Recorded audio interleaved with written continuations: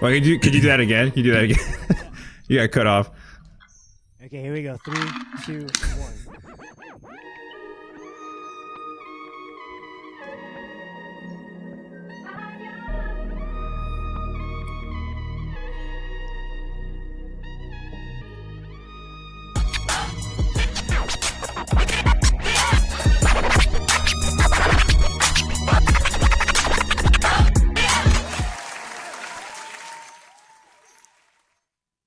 All right. How was that? That was pretty good, right? That was good. All right. Want me to do that again? That was good. That was great. All right, Let's cool. just keep it as it is. Let's do Yeah. it. Let's do I it. like this You know what I like about fumbling beginnings? Bobby Lee's the king of that. Justin does that in his actual act. I was just about to say that's my whole show. My whole show is fumbling on purpose and mainly by accident. I like if you ever watch Justin's show, it's like a magician / comedy / clown. Like there's a lot of clownish movements because there's a lot of I forgot this. And where'd you get that from? It's modern day. It's modern day slapstick, basically. Yeah. So before You have to bring a lot of stuff with you. Yeah, I used to, and then I consolidated the 2 bags so I can travel with it. Yeah. And but before I used to have like a carload of crap in the back. You know what's weird? Our guest today is, I think, inspired you as a comedian in some level. No, he didn't. But Okay. Well, you guys have, his merch game did for sure. yeah, but he's very silly like you. You guys Yeah, have the he same is. level of silliness. Yeah, You know, because you don't take yourselves so seriously on stage at all. Even though, you know, if any of the tricks messed up, it looked terrible. yeah. I mean, party starter and magician are in the same realm. 100%, because you guys are pretty much the guys that wake up the audience. Yeah, basically. Yeah, so that's what I'm saying. I'm not saying he inspired your comedy because he has a family and a home and you live in your mom's house, but he inspired your energy. Can we edit? Can we edit that out? Let's start over again. Oh my god, no, but he does have that energy that you guys have the same kind of. You know, you make the audience happy because a lot of comics. There's no happy comics anymore. If you look at all the comics, there's only the last happy comics really is Fluffy and Jokoy, Russell Peters. Yeah. Darren Carter, me, Justin. Like that's it. There's not who's most happy? comics are broken. They're broken people. We're broken Yeah, that's a good too, point. but we have a smile on our face. No, we're broken, but our acts make us happy. Oh, it's true, and that's why Darren. He's a very positive man. Like you know how hard you know how good you have to be mentally to be in this game for that long and be happy. Like Right. how many times in this game? So Ronnie, when did you start comedy? A year ago? Yeah, barely. Right. I mean, a year ago the COVID started, so like barely. So basically anything at nothing. all. You ever Basically sleep in nothing. your car crying? You ever sleep in your car crying? But you I haven't, slept in my done car comedy. Oh, But man. no. Yeah, because like it's a hard road, and sleeping in your car is just one of those things that you just do. Like say you have to do a gig that's 8 hours. Halfway through, you're like, I can't. You're gonna kill yourself. You have a to gig pull that's over and 8 sleep hours? in your car. Huh? Why is the gig 8 hours? To get there, 8 to hours. drive there. The driver. Oh, to drive there. Oh, Yeah. 8 hours away. Not I the see. actual gig. Not the gig, I mean the gig. I was like, I'm yo, still that is high like- from the. You know, Justin, when you do do you do oil or do you just do vape? What do you mean? Oh, oil. Yeah. The next morning, it's still there. Yeah, it lingers for a while. Yeah. Like you still get that. You're not as paranoid as the night before, Right. but the residual high. it's still there. Yeah. Dude, last night I took some oil watching The Walking Dead. Bro, that was the worst idea ever, man. I was like, and it was a funny episode too. It was like in the earlier season. where they had the Asian guy was hooking up with the white girl, and it was a funny season. So I was like laughing and scared at the same time. It was weird. Dude, you know what's so weird about that scene? I was like, why in the midst of this whole I'm getting a boner. Why is this? Like, I don't think any other people felt that scene except Asian dudes. Dude, it was the best. And you know, yeah, it was awesome. That was our dream. It was. You know, I just started watching it. Had I known that was going to happen, I would have watched it 10 years ago. Honestly. I know. Because I just started watching it because it's on Netflix and I have nothing else to do. It's so weird. It was like, it could hold me through the rest of the season if you dangle white pussy in front of an Asian man. Like, that's all it is. This girl kept giving him pussy. That whole saying, episode. Do you want some? Yeah. Are you going to be good or bad? Like, he was a dog. That whole episode just I kept laughing at the sexual tension amongst the characters. And like everybody knew but didn't say it. And they just everyone's had all scared these and looks. horny. Scared and Horny is the name of Justin's next special. Yes. Live from my mom's house. Dude, that'd be the hell. Come on, man. I'm gonna shoot it in the room that I grew up in. Yeah, that's great. What's it called? Horny, Scared and Horny. Scared and horny. Scared and horny. Dude, I wish Walking Dead. I wish the Asian guy got somebody pregnant and kept the baby. I wish that happened. Dude, that's Ronnie's family. Damn, that's true. Yeah, mine's the other story. Alternate universe. Something. Yeah, how come we always root for the Asian guy to get girls at the end of the movie? How come? Man, that was the thing. Because they never do. Well, you know, Sho Kosugi in Ninja 2, Revenge of the Ninja. such a obscure reference. Yeah, he moved his family in the movie. He moved his family from Japan to Los Angeles with his business partner. But unbeknownst to him, he didn't know his business partner was a white ninja because Hollywood always wants to take some shit from us. And then Yeah, that's what they did to Bruce Lee for Kung Fu. From Kung Fu, Oh yeah, right? I vaguely remember that. Yeah. Yeah, and then so he brings his family to to America. Doesn't know that his business partner is a heroin dealer and putting heroin in the Japanese dolls because they started a Japanese doll factory because that's what you do. And you started a Japanese doll. We're ninjas. What do we do? Start a Japanese doll factory. Like they came from being killers to become Japanese doll factory owners, right? And then the white guy was the evil guy, and then his girlfriend loved the Japanese man, but because he is honorable and didn't want to cheat on his dead wife, she came in there with his shirt buttoned up, only one button, so you see the breasts and a bit of the bush. But I was 8 at the time, so my dad covered my eyes.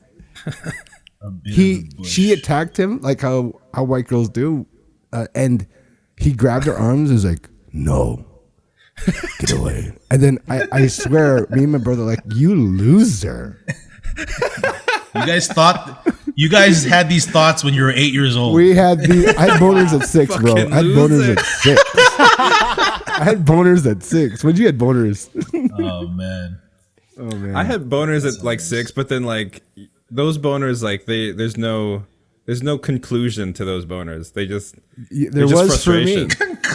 Really? Yeah, you'd be like, "Hey, what the hell is this?" And then after you pass out. Yeah, pass out from. You don't know From what the you're dog passing out licking from. your ass. Yeah. Mine was when I actually first noticed to want to do something with it was when Janet Jackson came out with that music video, "That's the Way Love Goes." I was like, "Yo, what's this in my pants?" What the? Oh, I thought you were Something's when happening. Janet Jackson That's my showed the first nipple. I'm celebrity like, crush. dude, you're My 30 very already. first celebrity crush. All right, let's reset the room, guys. All right, yeah, sure. This is a Christian show. This is it's all 4 different religions in one. Yes. Yeah. No, the other day I watched The Best of the Best with my kid. Oh my god. And like, yeah, with these old school martial art movies, it doesn't intrigue him. It's like he's so used to like Marvel fight scenes and stuff. Yeah. That like when I'm watching like these fight scenes, I'm like into it, and he's like, "Meh." Yeah. It's I true. know, and he's like, watched a bunch of UFC stuff and everything, so he's You ever like sure- desensitized. you ever show a 14-year-old Bruce Lee against Chuck Norris? They laugh and they're like, there's no flying. Like they laugh. Yeah, or they're not amused. No, and like why is he so hairy? Like they didn't shave his chest for the scene, and you're like, you know what? That's true. You're not gonna make a hairy man fight today in Hollywood. You have to shave him. Yeah. Yeah, I mean, hair was like the how you measured someone's manliness and strength. It was an accessory. back in the Yeah, day. it wasn't dick size back then. No. Now was- it's it's opposite. beard. Beard, Length, it's yeah. beard length now, guys. It's all about the beard. It's all about beard length. Yeah, you're the most manly right now, man. Dude, you're just born in the wrong decade. Like honestly, back in like 4000 BC, the man. Yeah, very true. That beard, This beard looks like I raided the Capitol. 100%. Yeah, 100%. Yeah. your eyes say otherwise, though. Your eyes say don't throw acid on my face. There's a lot of anti-Asian hate crimes happening in Canada now. It's getting crazy. Was that so funny? Over here too. That's all. Yeah, but it finally got here. Like it got here 6 months after. Yeah, Canada always comes late. Yeah, it's almost as if it was the fad travel is still done by horse and buggy. I swear when we get Pony your Express. information and we finally decide to start wearing the clothes you do, listen to the music, or doing the style that the Americans do, it's 6 months after. It's still as slow as horse and buggy. That's crazy, man. Really? Well, but They you know what can't- Canada does? Yeah, Pony we're slow. Express. It's like this. We'll wait till it really works, then we'll do it. I mean, that's safe. Well, Canada is safe. That's why we have no COVID No, cases in a lot of our cities. We're very safe. Then that's the problem of being safe. You'll survive with no fun. That's funny. But Yeah, you're I feel alive. like the Philippines is like, you know how you just said Canada is like 6 months late? I feel like the Philippines is like 30 years late with all like culture and stuff. Well, not Well, Manila. you're born and raised there. Did Yeah. you always go back and forth from the U.S. and in the Philippines? Yeah. Back and So forth a lot. you but then- noticed this when you went back. Yeah, it was like, yeah, exactly. Like there would be like music in the Philippines stays for so long, but then like early 2000 music hits like 10 years later. You know what what's I mean? funny? They still like ballad songs. Yeah. Like if you go And into I love any it, too. taxi, if you go into any taxi at any time 100% at like, slow jams. you know, slow jams. Which is actually kind of dangerous. He has Ronnie. So you know a lot of the Filipino celebrities. Justin, show that picture. Oh, you can't show it here. Fuck. I The saw one- the that you had- one with Ann Dude, Curtis. Justin used to open for these fucking people, and we didn't even know that they're close friends with our friends in the Philippines. I what's her name? know her sister. I have a friend of a Jasmine? friend who knows her sister. Yeah. You have a friend of a friend who knows Wow. my future Oh wife. my God, Justin's in Yeah. love with her, dude. She came to have- our show, and he lost it. He chased her. Bro, dude, My friend know what is was crazy? her ex. dude. They broke up. The fucking Australian guy. Oh no, this is a different guy. I don't It's a know who Filipino that- guy. Different one, I think. Can we bring her? Can you get your friend to bring her on the show? Yes. And then I will propose to her live Yes. on Riverside.fm. Amazing. Yeah, Amazing. I'm lost here. Who are we talking Do about? a bullet competition first to impress her. Ann Curtis' sister. Do a bullet competition on the show to impress her first. And the last bullet has the ring inside. Like this. Will you marry me? That's the worst proposal ever. Fucking bullet guts in your nose. Will you? Will you be my bullet? Oh God, Dude, that'd be the best. dude. Yeah, Dude, I'm I'm so so sorry. in My love with bad. her. Who are we talking about? Who's this actress? Jasmine Curtis. Oh, okay. She's half Filipino, half Australian. The sisters are so beautiful. But you know who does take the cake? Your friend Conception. KC? Yeah, Casey that's too Concepcion. much. Have you seen Casey? You know Ronnie. You know Casey Conception? Okay, No. let me say it properly. Conception. Oh, Yeah. Oh, I remember her JC. legs. Oh, now I get it. of course. Yeah, she's Sharon Cunetta's daughter Yeah. and She's Joey gorgeous Gila's too, man. cousin. So Yeah, Joey said he never met her. I asked him about her, and he's like, because I wanted to, get to know her. But she does. He doesn't. He's never met her. He knows of her, but he's never met her. I never asked you how you got that gig because you called me. How did you? I don't even know how we got there. So here's the only memory I have of her. Me and Justin are eating lechon at their green room, and she comes in and introduces her mom to us while I have greasy hands, and that's it. So how did I get there, and how did you get that gig? Did I go with you, or I met you there? I think you met me there. I was because I've opened for. I think that producer for those casino shows just brings in all these superstar acts. So I've done like 2 or 3 before her. Yeah, So- like 2,000 seat venue. This is in Manila. Yeah. Pachanga. No, Pachanga Casino in Temecula. It's an Okay. Indian gaming casino. It's in between San Diego and LA. Yeah. Oh, I see. Yeah. It's like right in the middle, 45 minutes each way. Yeah, so I just got to get. I think you were in town. You weren't doing anything. I was like, dude, just come hang out here, bro. Remember I those said days there's. I had nothing to do in LA? Yeah. I had nothing to do. Yeah. So I said I didn't even say I was doing a show. I was like, yo, I'm here with Lechon, and then Ron's like, I'll be right there. there and like a cartoon bunny. I was right beside him.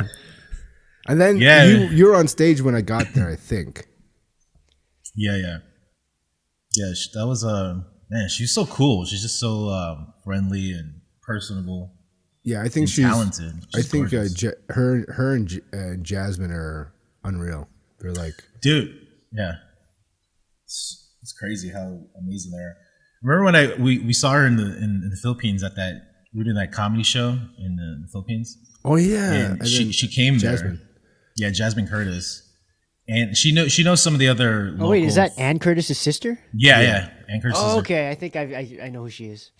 She knows some of the local comics, so she was saying hi to them and like she shook their hands and all that stuff.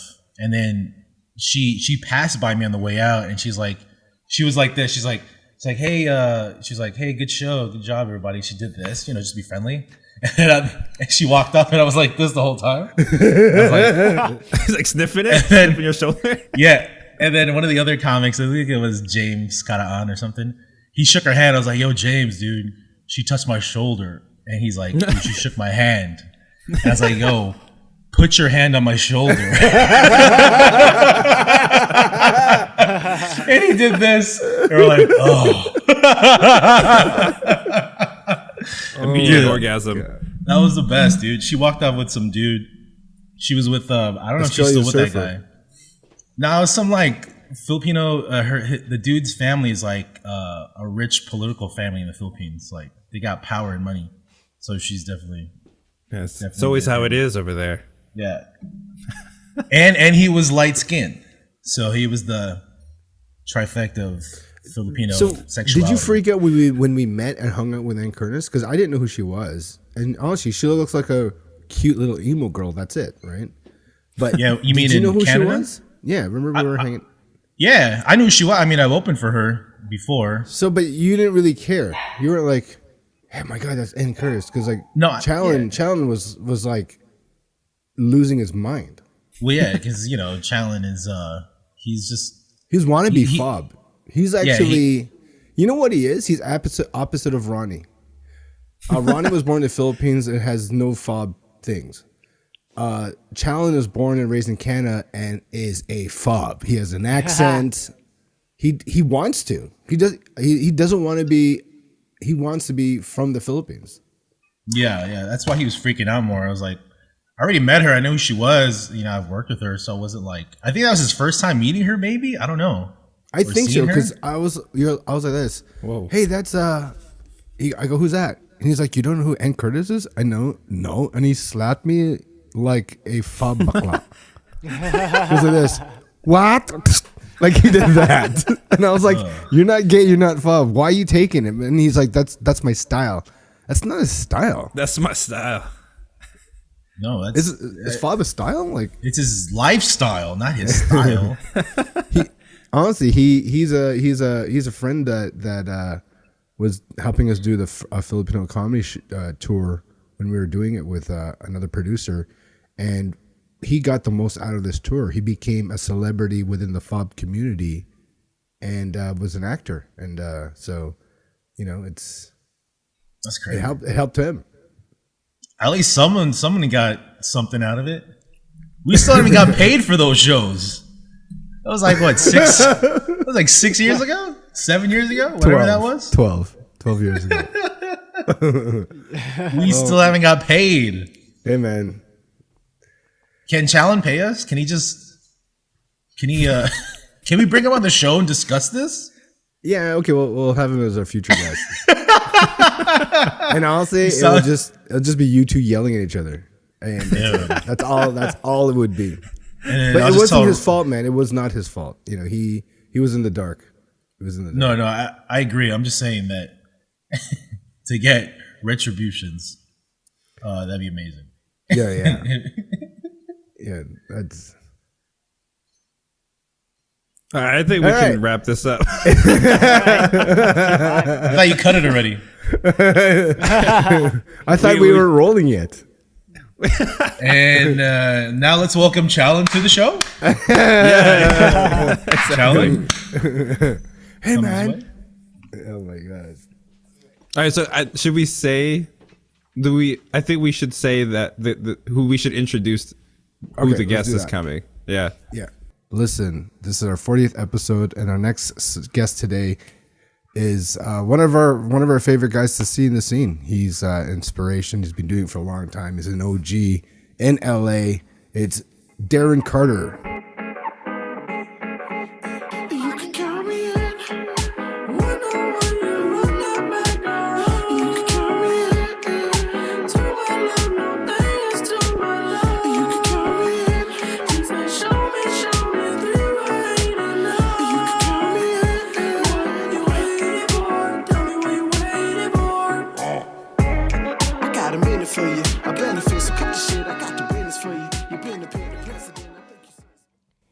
Off to you, Ron. Hey man, what's up? Ron the World, episode 40 with our guest today, a friend of mine. He's been in the LA scene, the OG. He's one of the guys that inspires and is nice to every single person that you meet in the comedy scene, man. One of the best guys in the world in comedy. Give it up for Darren Carter, everybody. What's up? What's up, man? Justin. Justin's a good friend of yours too. What's up, man? How are you? How you doing, Darren, man? I'm good. You good? Yeah, it's good. It's good to see you guys. Even though I'm looking at the camera, I'm gonna take a quick look at the monitor. Bam! It's good to see you guys. Yeah, man. You were in El Paso when it was snowing recently. That was crazy. How did you feel about that? Oh man, it was funny because I'm sort of like even though I'm not a Boy Scout, I was gonna say be prepared. I was a Cub Scout, and then our den mother used to drink too much, and there was too much broken glass in the backyard, so we stopped having those Cub meetings at their place. But I am very prepared, and in fact, you know that expression they say, it's better to have and not need than need and not have.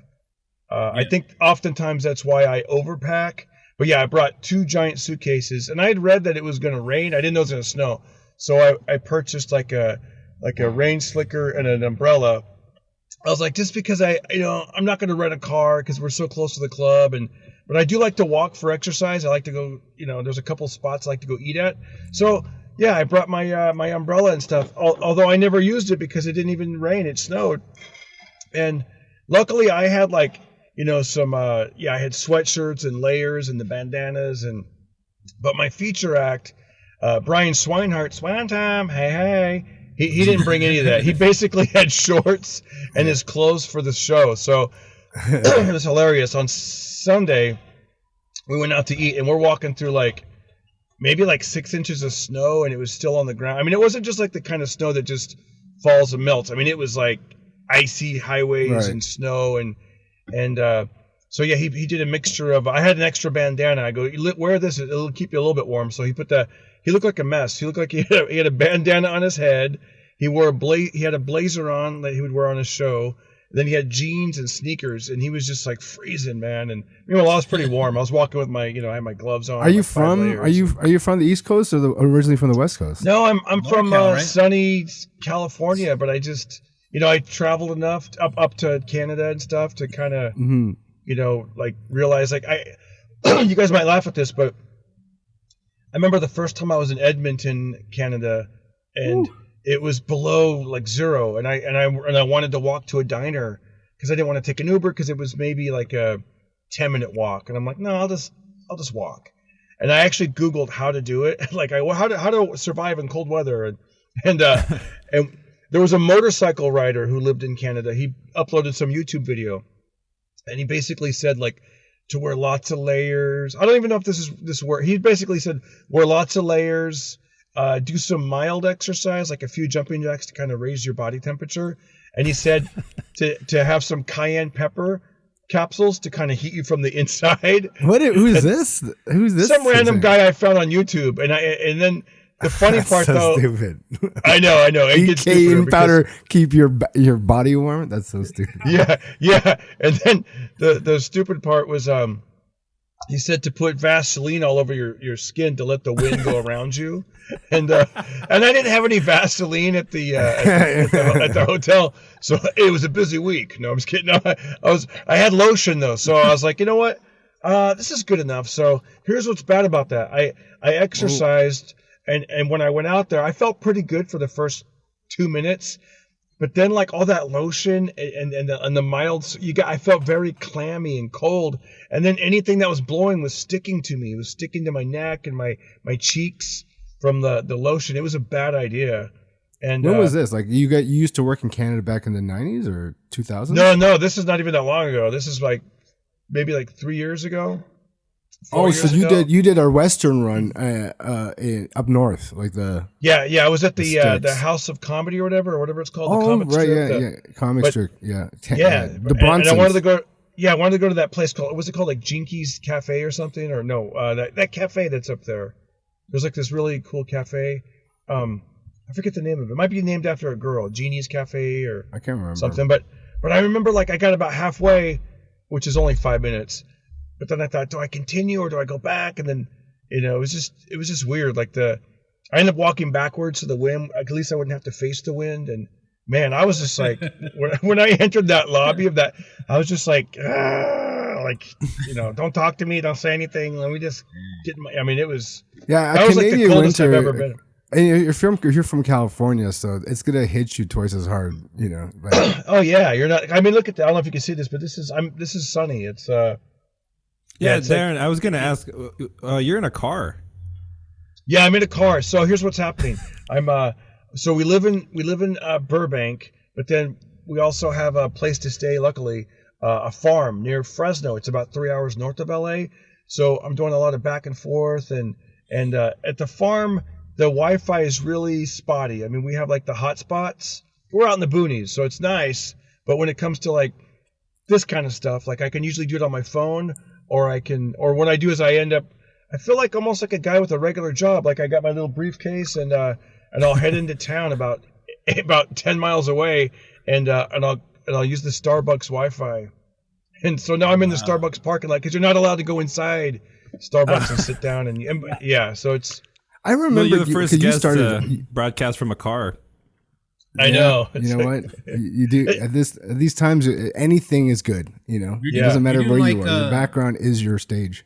Yeah, you're doing like comedy on the road life hacks, basically. Is what you're doing. You should. Yeah, it's kind of cool, right? Because look at this. Yeah. This webcam is what I'm using. There you guys are, and then as you can kind of see around, I was a little bit like self-conscious because I'm like, gosh, like I don't want people seeing me, so I parked at this part of the parking lot. But if you normally when I upload, I go right there in front of the Starbucks door because I'm not really, like like right now I'm making voices and talking, but when I'm just like using their Wi-Fi to like upload to my YouTube channel, I'm just like right there in front of the door, and it's I got to tell you guys, it's like trial and error because there are about 5 different Starbucks within like a 15-mile radius.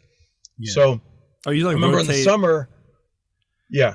No, I don't. I found this one. I just stick with it because this is the least busiest parking lot, and you can get here. Or I'll just start, and I'll keep it kind of quick. But there's this one Starbucks. It used to be my favorite one, but then because it's the closest. But it's they make they were making the hours all weird. Like they were only open from like 6 a.m. to 10 a.m. Then they'd shut down, and you couldn't go inside, and then you couldn't even go outside. And then one point I went there, and I guess somebody got COVID or something, and so like I drove all the way there. I'm ready to upload, and they were closed. They said they're going to be closed for 2 weeks. I was like, dang.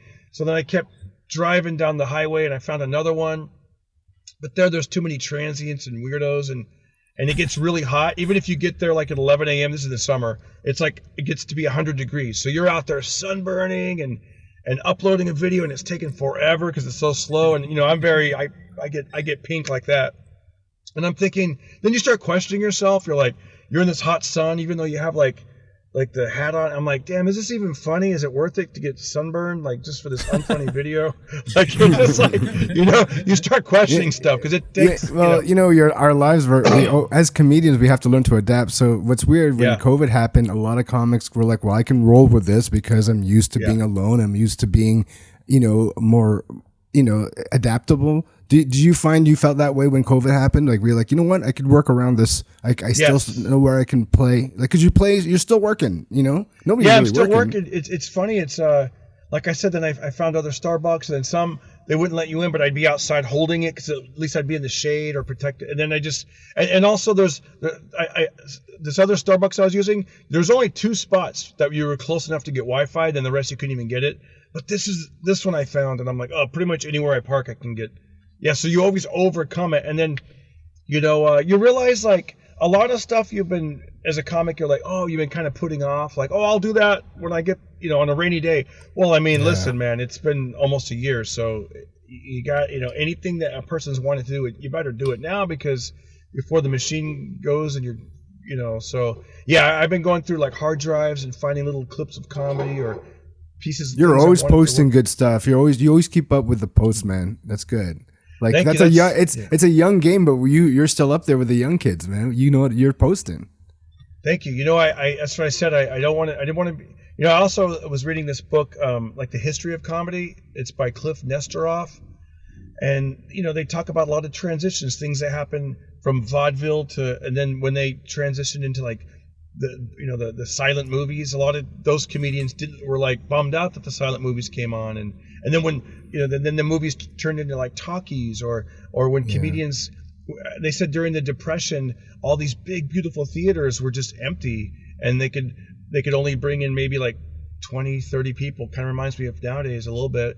And so you'd be in this big beautiful theater, and also they said the green rooms were ugly and terrible, and there'd be like giant popcorn bags that were ripped at the bottom from all the rats eating the popcorn. I mean, it's pretty gross, but they were figuring out how can we transition, and so then a lot of them would do radio. Those comedians would do radio, but they had kind of like podcasting and what you're doing, with like the YouTube show and the podcast, and eventually, hopefully, the dream would be to be like sponsored by Colgate. It's Ron Josol, or whatever, something like that. When did you start? Because I've known of you before I started, because I saw you on television in, I think, BET. Did you do like a BET? Yes. Yeah, I remember. You had spiky hair. yeah. I used to like pull my hair up, and so that was like 1992 or something. Yeah, my first TV break was 96, and then I started doing like BET and all that, from like, I did a lot like from 97 to about 2003, and then they would also like splice stuff up and be like, guys who do impressions, or white boys, or I'm gonna say you were under White Boys. I remember that day. Yeah, I'm gonna show you. This is cool. This is my very first showbiz break. It was in my hometown newspaper. They had a Bart Simpson lookalike contest, and the winner got $100. And I had a roommate when I was in college. He goes, "Dude, you should go for it." And I wasn't even really trying to even look like Bart, but then for the photo, I just turned my face, and then I won the $100. And here's the picture, guys. Look at that. Holy shit!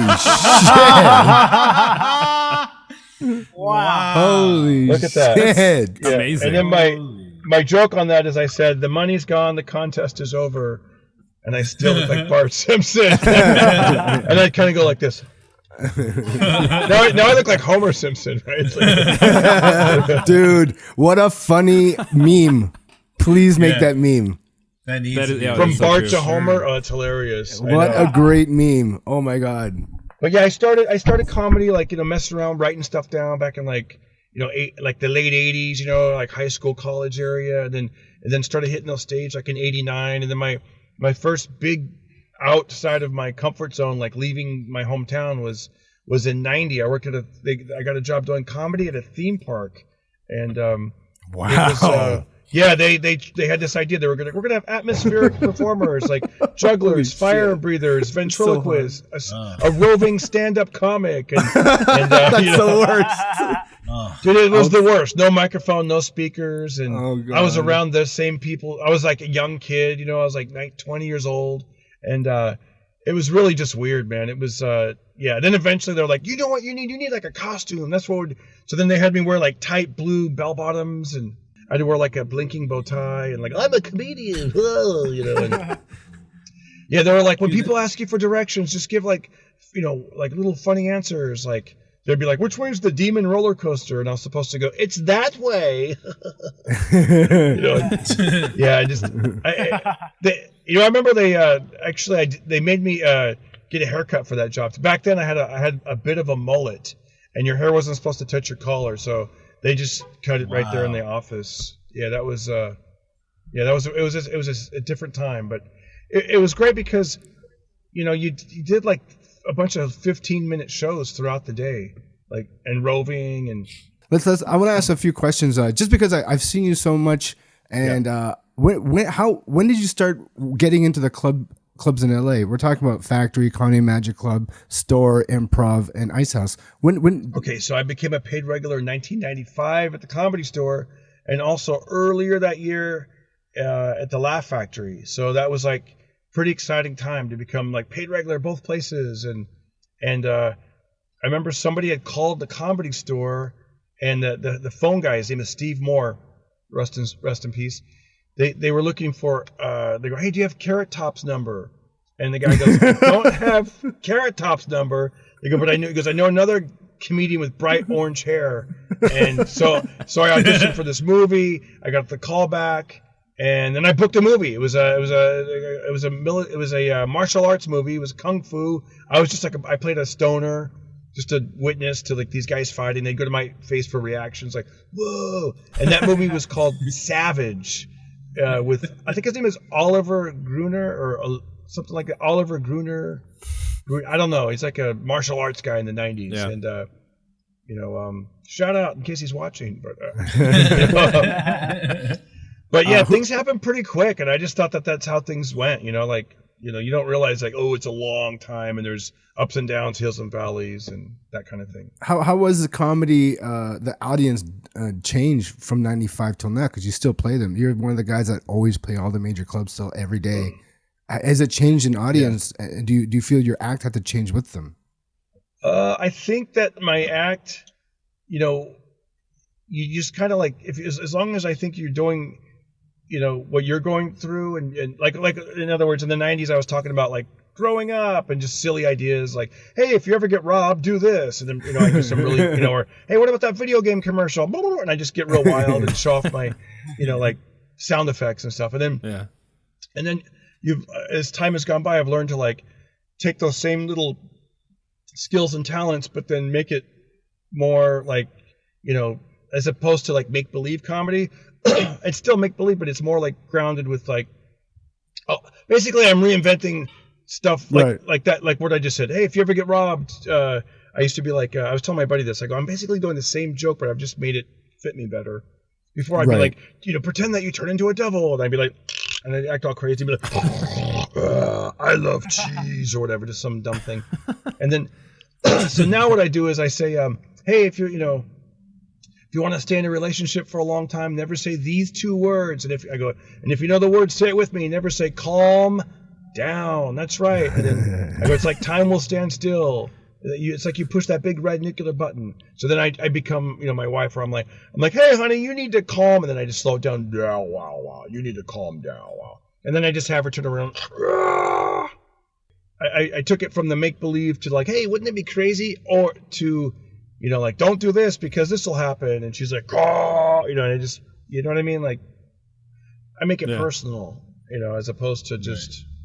back in the day, I'd be like, hey, I want to see rappers get old. Here's Snoop Dogg as an 80-year-old. And I'd be like, wow, yeah, what's cracking? This the Digo Double G, the big Snoop Dogg. Wow. Yeah, you know what I mean? I would just be, wait, And as you probably know, as a comedian, sometimes like that was one of my hip, in my hip pocket. Every time I would do Snoop, I'd get a big reaction. Yeah. And then eventually you kind of realize like, man, I got to stop relying on that because you don't want to be, you know what I mean? Like, do the Snoop Dogg. People just kept yelling, do Snoop Dogg, do Snoop Dogg. And you're like, damn, I'm more than Snoop. And it also kind of trains the audience that you're just going to do impressions or you're just going to do that kind of comedy. And it's expected. You mix it up, man. You're like an MMA fighter up there. You have like different types of jokes. I love Party Starter, man. You. Whenever you go up with Party Starter, everybody gets into the mood. Like once you do that, we're ready. Like the whole crowd, you reset right away.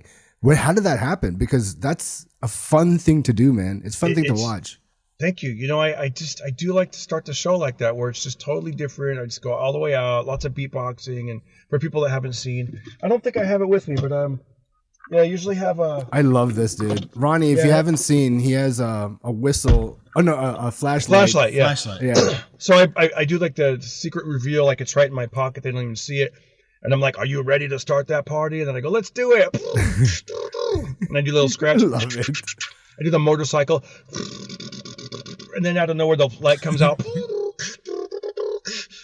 Fucking love that. And then I usually just cut it and act like it didn't happen. I go, some of you are more ready to start a party than others.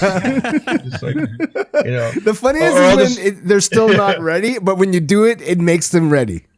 Yeah, because sometimes I'll pick a lady or somebody who has funny body language like this. I go, she's like, what kind of party is this? I have a babysitter. I don't know. I'll do that, or then I'll if I remember. And then I've also tagged a lot of that stuff to where I'll be like, I go, okay, all the sexy ladies, let me hear you say, and they think I'm gonna go like ah or hey. But then I go, all the sexy ladies, let me hear you say.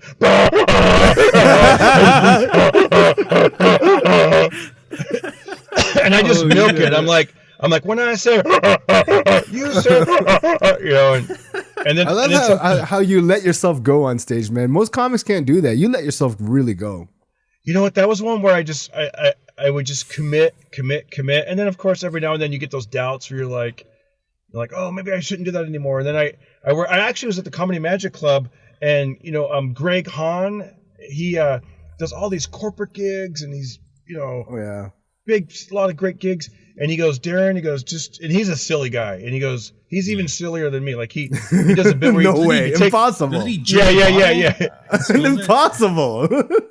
He drinks the bottle, right, and he spills it all over.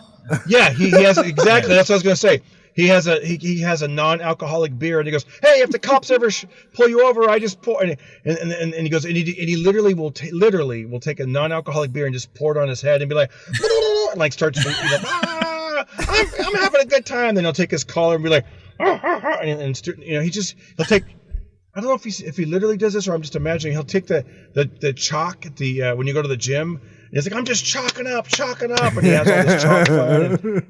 And when he told me that when I do the, he's like, Darren, he goes, always do that every time you hit the stage. He goes, I don't care, because that's the funniest thing I've ever seen on a stage. I don't care if it's from a comedy legend. Your commitment, and it's just silly, it's fun, and whatever. He just kind of, and I just, you know what? He gave me the encouragement to be like, you know what? If I remembered, I'm going to do that bit, because it's like, it almost always works with every ethnicity, every age level. I've done shows for older veterans, and I remember one time there was I have learned, as you know, like there's certain things you got to pull back a little bit. Like I remember one time I go, "Are you ready to?" It was a bunch of veterans. They were probably in over 80 and above. It was in Nevada. I go, "Are you ready to start this party? Let's do it." And I went, "Boo, boo, boo." But I did too loud, and this lady, she goes, "Oh!" And so I found like if it's a little older crowd, I kind of don't do it as loud, and yeah, it's like you don't do certain frequencies. It fucks with their I remember you emceed for Ismo, and it was a Finnish audience. And then when you did that, half of them were young, so they were clapping, and the other half were like, "What is this? What is this craziness?" I know. Sometimes I do it. I know it's like it's a risk because not as much anymore because I've learned to kind of do it on the higher percentage of success. But there have been times where they find that annoying. Audiences, they're not they just find that annoying, and then they just would used to like not like me. And also it was harder because I would go from that to like Snoop Dogg and other kind of, you know what I mean? If there's like, that's not their thing. So now I've learned to do that and then just get out of it and jump into like relationship stuff with my wife and son and just super relatable, like stuff that people are like, yeah, you know what I mean? Yeah. Well, your act is so distinctly different from a lot of people's, and who inspired you as a comic? Sorry, Justin. Go ahead. Cut you. Who inspired you to be who you are? I think in the early days, now the car's getting kind of hot in here. In the early days, huge fan of Robin Williams and Eddie Murphy, and Rodney Dangerfield with the quick jokes. And then when you start touring and perform, I remember the first comedian was Chris Rock, where I'd ever seen like a headliner that was like well-crafted material from start to finish. And I was just blown away. I remember watching every one of his shows and just telling my friends like, oh, and then he did this, and I was just memorizing, and then eventually you just kind of do your own thing, and you're just inspired by lots of people throughout the whole thing. So a lot of Robin Williams. But in the beginning, it was usually Sorry, Justin, go ahead. Your question. You were talking about talking about your family and your wife and kids. And when did you start talking about, because you kind of make fun of your act now because you talk about how your kid makes fun of your act. Yeah. So it's like more real. You know what I mean? Yeah, totally. It's like, in fact, I'll probably be saying some stuff. I got to figure out how to say it, but I've told him I go, hey, blah, blah, blah. I'll tell him a joke. And then he's 13, so he'll go like, Dad, you're the king of cringe. And it's funny, those kind of jokes you have to sort of be careful too, because you still want, because the people that are watching you probably they're liking you, so you have to set it up. You can't make it to where, because I've done this with my wife, like my wife said this, and then if I do it the right way, they're like, ha, ha, ha, ha. If you do it the wrong way, they start to feel like, no, we like, so you got to kind of don't make the other people in your act of like too much of a villain. Right. Okay, back to the flashlight. I did the flashlight. So I have this one joke, and it does, and so I talk about, basically this is hilarious when I do it. If I do it the wrong way, they feel sorry for me, but if I do it the right way, they love it. Because they can picture this. I just said how one time, it was like 10:30 in the morning. I had the blackout curtains, drawn, and my wife gets up early, and she came back and she was like, Darren, what are you doing? You're still in bed? I ran 5 miles. I walked her son to school. I've done 4 loads of laundry. Are you just going to lay around all day? Do you even write jokes, Darren? Do you even write jokes? Or do you just have a freaking flashlight? I said it the right way. I'm like, did I lose you guys? But when I said it the right way, I go, or do you just have a flashlight? And the crowd's like, oh, because they can picture that. And I'm like, I have jokes. And then I'm like, and then there's more to the story, but then they just I think people love the idea that, like, because I'm doing the flashlight, and then my wife is like, getting on me for having a flashlight. And then from there, I take it to where my son's like, where he's like, Dad, Mom says that you don't have any jokes, you just have a flashlight, and that you can never do a show. You can never do a show outside when the sun is up. Yeah, and then I expand on that, like how Yeah. Anyways, but yeah. Like, how did that start? How did that start with the beatboxing and the thing? Like, was that a gradual thing, or you just gradual? Yeah, the flashlight came into play long after I'd started beatboxing. I did a show with a police fundraiser, and it was with Eric Estrada from Chips. Jesus Christ! And his buddy, his name is Daryl, and I'm still friends with these guys today. And Daryl, after the show, was like, "Hey, I got to go to the armory and pick up some equipment, like bullets and all this kind of stuff, and flashlights and whatever." And I go, "That's so cool." He goes, "Yeah, I don't remember exactly, but I know I was with him, and we went to the armory." And I was like, "Man, I should use a flashlight because it's so small. Like you could literally just whip it out, and it puts out a lot of light." And that's how that started. But the beatboxing started long before I was even a comedian. Like back in the 80s, I used to. I mean, Fat Boys. Yeah, the Fat Boys, it's just a different time. Like it was like, I guess it'd be like when rock and roll came out in the 50s. Like it was like, It went from like the Mills Brothers and swing to like rock and roll. It's like, whoa, it's like different. So rap, hip hop rap, like in the 80s was like so new, at least in my world, it was new. And it was just great. Like, all that stuff. Like you said, Houdini, Sugar Hill Gang, Run DMC, Beastie Boys. I don't know if you can see this shirt, but I wore it because of you. Oh, cool! I honestly can't see it, but what is it? Yeah. It's Beat Street. That's great. It was because I know that era.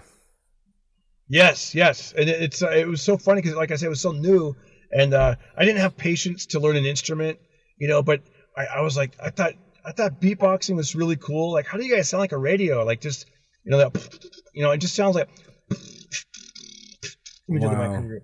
It's just, especially when I learn like the lower beats, like.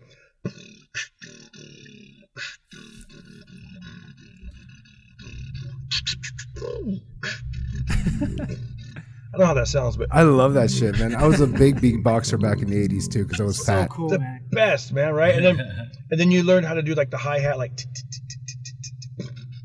whatever. But so I like the beatboxing. And I like the rap because back then it was pretty simple. It was like da da da da hat, da da da da cat, da da da da dog, da da da da frog, like that. And and so I did like a lot of comical raps. I even did a rap battle, in the high school. This kid was from New York and he moved to our school and was like rapping in the school assembly. And it was a really I forget his name. His rap name was Cool Rock J. Oh my God! Everybody had a cool rock name. Yeah. I forget his real name, but a black kid from New York. And I remember he used to wear a trench coat and he had like the sunglasses on and you were always part of the black circuit. I always saw you in part of the black circuit, and you were always you're always I guess accepted there because you had a hip hop feel back in the day. I remember probably, and I think especially like when I was I'd say my whole life, but especially when you're young. When I was younger and had the bright orange hair, you already stand out. So it's kind of like. It's like, whenever I go to all black club, it's like, boom, not only am I a white guy, I'm just like super pale, orange hair, and just you're like a minority white of the minorities white. Like you're like a minority white of the of the white culture. Yeah. I mean, I don't know how or why, but it just worked out in my favor. And but it was interesting though, like when I did that rap battle, and then I just, like I said, then it kind of transitioned from like writing these funny raps to like writing little bits of comedy to. I wanted to be a DJ. I didn't know what I wanted to do for a living because, and I remember in career day they had, I remember you walk around the different booths and you'd be like, do I want to be an architect? No. Do you like working outdoors? Do you want to be a post office? No. And the closest thing was radio DJ. Right. And the morning DJs, they said in bigger cities could make lots of money. And I was like, maybe I'll be a morning DJ in a big city. And then, you realize you were never a DJ? You never were a DJ? Or I did it like in my hometown, Fresno, which is between San Francisco and LA. It's basically if you took like Texas or Oklahoma and you plopped it and you put it in the middle of California. But it was funny because I got to work at a top 40 station, and back then it would be like they play like more like the hip hop songs, like they play mixed with top 40. Yeah. So. You know what I mean. You hear like Michael Jackson, then you might hear like Tony, or whoa,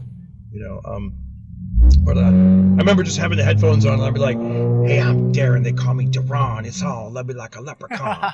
Yeah, B95, Fresno's Killer B." And then you take off the headphones, and you'd look out, and there'd be like sheep and railroad tracks and cows, and you'd be like, from the urban streets of Fresno. So that was your last day job before you did comedy? That was your last day job before you did comedy? No, I did several after that. I actually, the radio stuff was cool.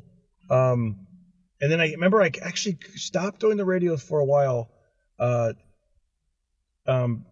Somebody said that if you're actually I stopped on the radio because I moved. That's when I got the job performing for people standing in line for roller coasters. I left Fresno, went to the San Francisco Bay Area, San Jose, and then after that summer, that job was done. But I was already in San Jose, and I was starting to hit the Punchline and hit those different comedy clubs. And I want to move back to Fresno, so I got a job, a day job as a security guard. I did that for a while, where I worked in the guard shack, the booth, the little guard shack, and it was hilarious. We weren't allowed to have like radios or anything back then, but I remember bringing my alarm clock and I put it on the floor, and whenever the boss would come by, I would just tap the snooze alarm and it would be quiet, and I'd be like, please don't talk to me longer than 9 minutes because the noise is going to come back on, you know. But yeah, I worked as security guard. I worked at a deli for a while, you know, and then what else did I do? I worked as a waiter for a little bit, but then I luckily I got picked up when I was rock bottom broke. I didn't know what I was going to do. I didn't know if I was going to have to leave the Bay Area and go back to. I didn't know what I was going to do. And this guy came to town. They had auditions at the San Francisco Punchline, and the idea was if you book this, you'd be part of this college tour. And they take 3 comedians, and you'd be in a van. You'd fly out to Michigan, and the 3 of you would be in a van, and you'd go from college to college to college, and you would make, I think, $700 a week. And back in the early '90s, that was great. I was like, you know what? They do direct deposits with your check, and you'd be gone from August to November. But at that time, I was down for it. I'm like, yes, you know. Yeah. I mean, that's how. Yeah, I was pretty low at that point because my car had problems. They kept breaking down. I was just buying like used cars for. I remember I had a Yugo, believe it or not, a Yugo.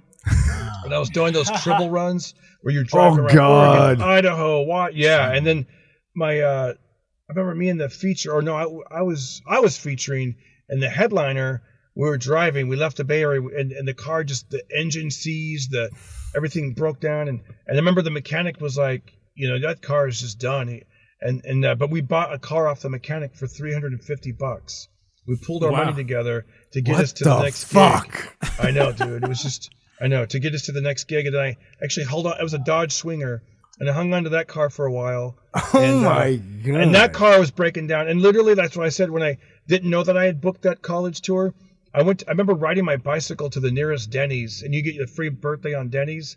And I remember I was like, I'm going to get my free birthday. And I locked my bike up, and I literally brought a notepad and a pen, and I wrote down reasons to stay, reasons to leave. And reasons to leave column started getting really full, and not much long after that, I booked that college tour, and then that's when I got to see the whole country. And how old were you then? I was 20. I think I was 22 years old. Amazing. Yeah. So you've been doing comedy since you were 18 or something like that? Like I think started to get paid when I was about 19 years old, doing those little, you know. I got paid pretty much right away because it was a small town. Right. Well, Fresno, and it wasn't like LA or New York, and this guy would throw us $25. Hey, here's $25. Come perform at this drug rehab, or here's $25. We're gonna do comedy at the bowling alley, at the lounge. We're gonna do comedy at this country bar. You know, another place called Zapp's Park. We're gonna do a comedy at a women's shelter. I mean, we did all these crazy places you could think to do comedy, and we'd always get like about $25 back then. You know.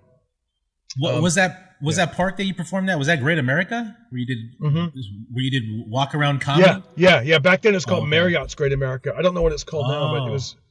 I think it's like Six Flags or something. But it was. You know, you learn a lot. Like I had certain jokes that you learn that are kind of edgy, and I didn't know they were edgy. Yeah. And I remember one time this girl started crying that she was in the band, and I didn't know I was hurting people's feelings. It was just weird. I was like, that's not my goal. My goal is to make people laugh. I'm not trying to. Yeah. You know.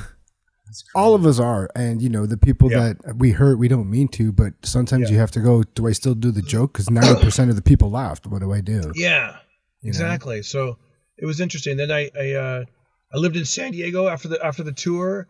I decided to move to San Diego because it was kind of close to LA, but you know I was able to go. Back then there was like I think 5 full-time comedy clubs. There was when I lived in San Diego there was 2 comedy nights.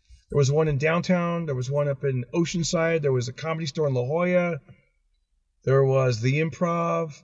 There was the Bahia Hotel, Comedy Isle at the Bahia Hotel, which was booked by Randy Butler, who you may know from Hyenas and Fort Worth and Dallas. Oh my God. All that stuff. Yeah, man. So Yeah. I remember Gene Pompa and Steve Kramer. I think his name is Steve Kramer. No, his name is Steve Kravitz. They came down and I was opening and they were like featuring and headlining and I remember talking to them after the show one time. I was like, hey, I just became a paid regular at the Laugh Factory and a paid regular at the Comedy Store. I said, how should I juggle my avails? Like, what happens if I get booked at both spots Yeah, I know at the same time? And they were like, that's a good problem. That's a very good problem. What do you do though? 'Cause Probably that not happens to me. happen, but yeah. What do you What's do that? what do you do when you get booked at the same time? I had that problem with the Factory and the Improv, and they both they cut me off at the Ice House because I took my first Comedy Magic instead of them. Yeah, I don't know. It's as you know, it's kind of a rare thing. It's like it's like kind of rare, and also I think when you're like like the big stars, they'll let them do whatever they want. They'll be like, hold the show. Yeah, but Chris for Tucker's us, on his which way. one did you Yeah. pick? Like what makes your decision in which you pick? I think I just put all my avails everywhere, and I said I'm just gonna wherever the cards, I'll make it happen. So, Yeah, because I got passed in Factory 2009, and then I got passed in all the clubs except the store. But every time I've done it, whenever it was, I'd be so scared to say, "Oh, I can't make it," but everybody else is like, "No, everybody says they can't make it. Just say you can't make it. Like you don't have to take everything. They don't mind if you can't make it because there's other people." But when you're new, and I'm like, I don't know what to do. I said yes to both. And they're like, why did you do that? Yeah. Yeah. You don't know. It's which club? interesting. Sorry. Which club was your favorite? I mean, you know what? Well, okay. There's two ways there's the two ways off the top of my head that I would judge which is my favorite. One is which club is giving you spots, because then you're like, that's my favorite. But then 100%. Yeah, you know what I mean. And then, but they all have their own personalities. Let me tell you. Let's go through it. Okay. So let's start with Comedy Magic Club. Yes. And then we'll work our way east. Okay. So Comedy Magic Club. I love Comedy Magic Club because the people running it, Richard and Mike Lacey and Rebecca, Amazing like people. everybody is so just kind and nice, and you feel like you're really in show business with the like the green room and the upper echelon of comedians that just hang out with you. You're like in this green room with, I've been in there with like Gary Shandling and George Wallace and I think even Seinfeld. Have I been there with Seinfeld? I don't know, but I know I was. Wow. I know George Carlin, like. I mean, you know what I mean? And Jay Leno goes there on Sundays. And so there's so many big comedians that are, like legends. There's so many, I don't want to leave anybody out, but, but you're just hearing the stories from like Alan Havey and just all these people. So I know. And then of course you can't, their 5-star kitchen or whatever, like the salmon. Come on. How great is it? And the parking. The parking is easy. You got a parking spot. You're going to have a great meal. You're going to see great comedians. At the end of the night, you're going to get a copy of your set. They're going to give you a little flash drive. You're going to use that as a tool to put up on YouTube, to get out there more, I missed that. It's just great. I love that club. It's like... Me too. It's great, and the times are usually pretty tight, so you can really, and they're not really big on foul language, so okay, I can really use this club to really get that tight, clean, funny material to get out there on television, and I'm not gonna, that kind of thing. You got to kind of bring it because everyone else is bringing it. There's nothing like it. You can't be the guy that grabs the mic. What else is going on? It's not that vibe. It's like, let's go. And I'm glad because I look back at some of the footage. I'm like, I'm glad I would, I went out there with purpose, with a purpose. Right. And it was filmed. It was documented. Yeah. Okay, so then what do you got after that? What's next? We're going to head east. Comedy Store? Yeah. Okay, so Comedy Store, I mean, it's legendary. It's been there since the 70s. It's really big on the internet right now. People from, because of, I don't know how it's going to be moving forward, but now people know about it through all the podcasts that have been talked about there. I mean, you got like Joe Rogan, Bill Burr, everyone's talking about it, Red Band, Death Squad, Kill Tony. So you got tourists from like all around the world, Australia. They want to go there. That's the kind of club when you get off stage, people are like, do you have a podcast? Do you have a podcast? I want to follow you. Do you have a, I'm like, yeah, it's called the Pocket Party Podcast. YouTube. Yeah. Darren Carter. Like, here's my card, I'm like, by the way, do I have one? I don't think I have any of that stuff with me. It's all in the trunk, but now we'll put your info up for sure. Yeah. I was going to say, I used to give people too much information on my cards. Like I would, you know what I mean? I'm like, my Twitter, my Instagram, my TikTok. And I'm just like, now I hand them the card. Mailing address. Has my photo on the front, Pocket Party Podcast. And when they flip it around, it shows my Instagram. Right. And so it basically has Instagram, YouTube, and that's it. You know what I mean? Mm-hmm. Anyway, so that's what I like about the Comedy Store. And also the same thing, you might see like Dave Chappelle pop in or, and there's just, that has its own vibe. That's where you can get, I was going to say a little bit like you could get, if you got some great dirty bit, you could do like I really want to do this. Me personally, I've realized like I don't really do a lot. I don't really want to do a lot of dirty bits because if something happens, I'll do it. But I also realized that, I'm always pretty clean and I would just be dirty enough to kind of give myself a hard time if I ever got like a high paying corporate gig or something. You're right. You know what I mean? Where I'm like, Yeah. dang it, like I'll be like, 45. How about if I just do 30? That kind of thing. Like, I don't know how it's going to go after 30. And I realized like I need to keep pushing myself to where, I can do like anywhere and not even have to think about it. Like these other guys do. Yeah. You know what I mean? Like, okay, so that's the Comedy Store. That's me. And also, I realize if a question about store. Yeah. When I go to the store rarely, I'm not past there, but booked by producers that run shows. There seems like a hierarchy where you're allowed to hang out. I always see you with Rogan and Joey Diaz at the kitchen, and then outside the kitchen there's guys under you. Like, is it a real like totem pole there when you think about it?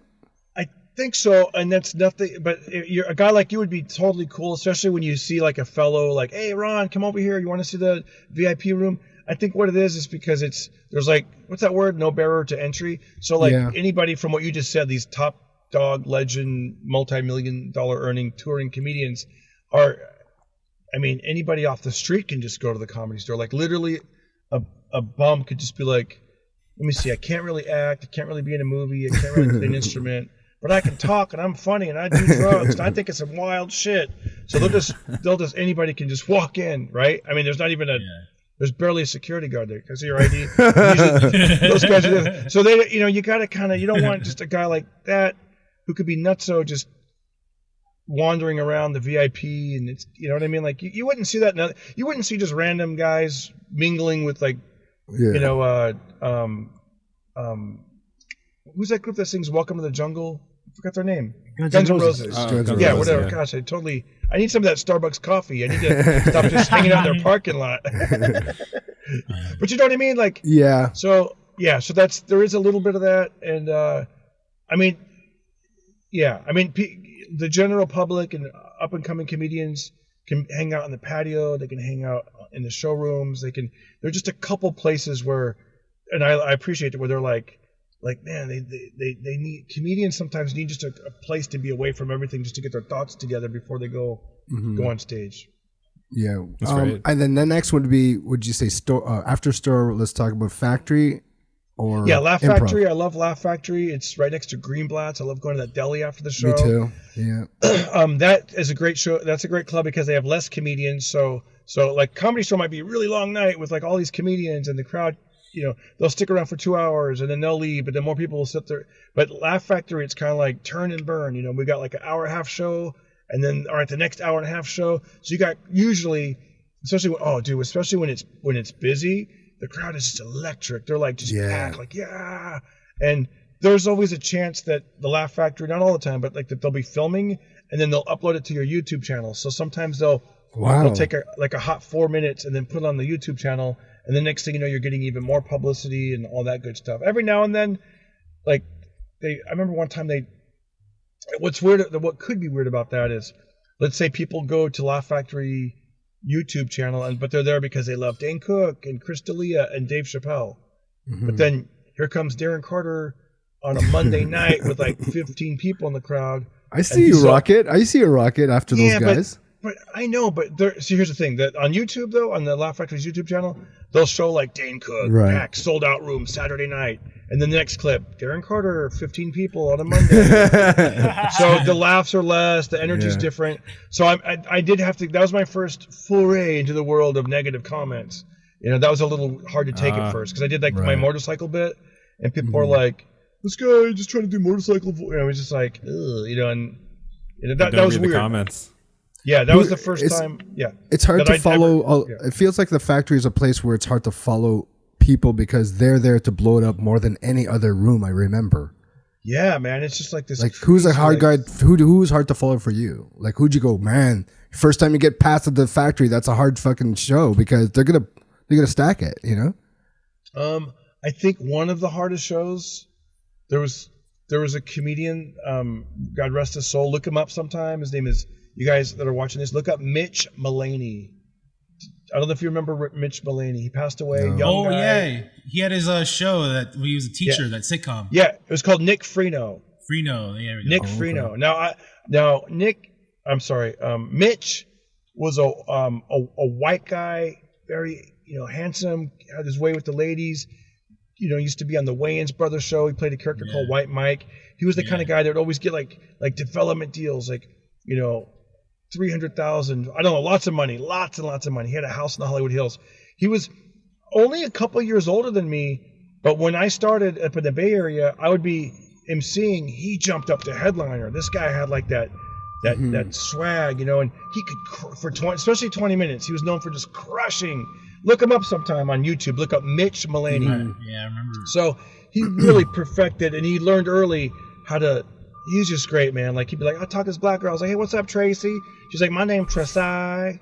Talk about how, and then I messed up the joke. Like, he saw some girl. He's like, what's up? He's at a club, and she's like, he talked to some girl. Her name's like, my name's Jaquiqui, and then he's like, he calls her Jacuzzi or something, and it was super funny. And then he's like, what's up, Trakai? And she's like, my name's Tracy, and just, I mean, he just would, hilarious guy. And so I remember I did a show with him once, and he was just super hard to follow. First of all, he headlined the first show. I was the feature, and then him and his buddy having drinks, talking to girls, and then they wanted to hook up with these two girls. And he's like, hey man, he goes, we're gonna flip on this show. He didn't even ask me. He's like, he's like, we're gonna flip on this one. I got these girls. We're gonna hang out. So you get to headline. And I was like, oh, thanks, Mitch. All right. And then I realized then and there, like, damn, he's basically my whole thing where I go, I'm Darren, but the ladies know me as Darren. Right. Like that's just like a little segment of what I do. But he kind of would do that, but really good. Yeah. And so after they just saw him destroy for 30 minutes or whatever, then I go up there with my little. It just was super hard to follow. Yeah, that's like me going after Jokoy doing Filipino jokes after Jokoy. That's the same. Yeah, exactly. It'd be like seeing Jokoy do just crushing, and then I'm also Filipino. And oh, here's one premise you forgot, Joe. It's like, yeah. So that's why killer, man. Yeah, I remember. That's why after that I was like, I learned to expand. Like, oh, you know what? I don't just have rap jokes. I could do. Stuff about. I actually would go deep into the country music jokes, stuff about my wife, stuff about whatever. Like, just I saw some really old clip of Mitch and Dr. Ken on the same show. Like, I think Dr. Ken was hosting or something. It was at the Improv, and like it was like a killer, crazy show. All of them. I think Chris Kid Reed was there or something like that. This is some wild show. Killer. Yeah, those were wild, man. Those were, that guy was a legend. And then what's the last two? We're talking about the Ice House and the Improv. Okay, so let's say, I call it the triangle. You got Comedy Store, Laugh Factory, and then you head down to the Improv. The Improv is great. It's like that cool bar in the front.